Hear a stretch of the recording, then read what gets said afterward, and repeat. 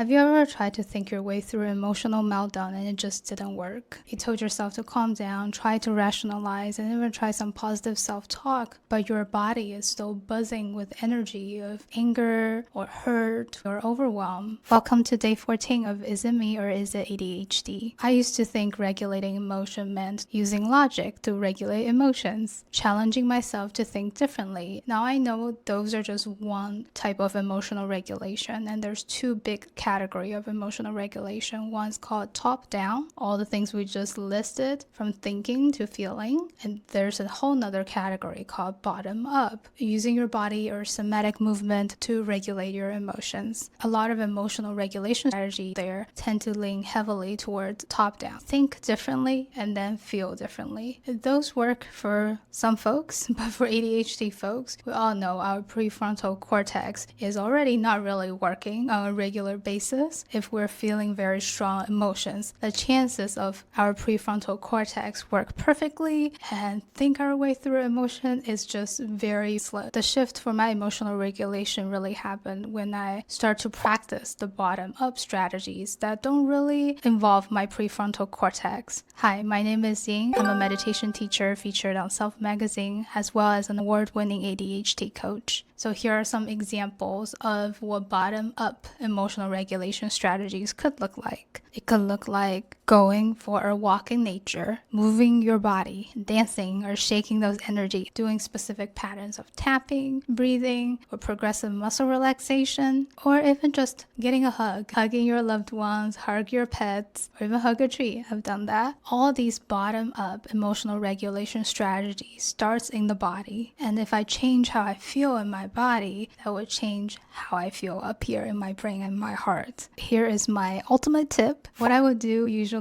if I'm emotionally triggered these days is I will use bottom-up emotional strategies first, so change somatically how I feel. Then once I feel like I'm relatively regulated, then I will use some top-down emotional strategies to see, okay, what is the underlying cause of this emotion? Is it pointing to some unmet needs I may have? What are some ways I can relate to this thing differently? So instead of fighting the dysregulated body with the thinking brain, I regulate my body first. Then I think. If you want a free PDF download full of emotional strategies that work for ADHD folks, check the link in my bio. And if you love this video, follow me for more culturally aware and realistic ADHD strategies.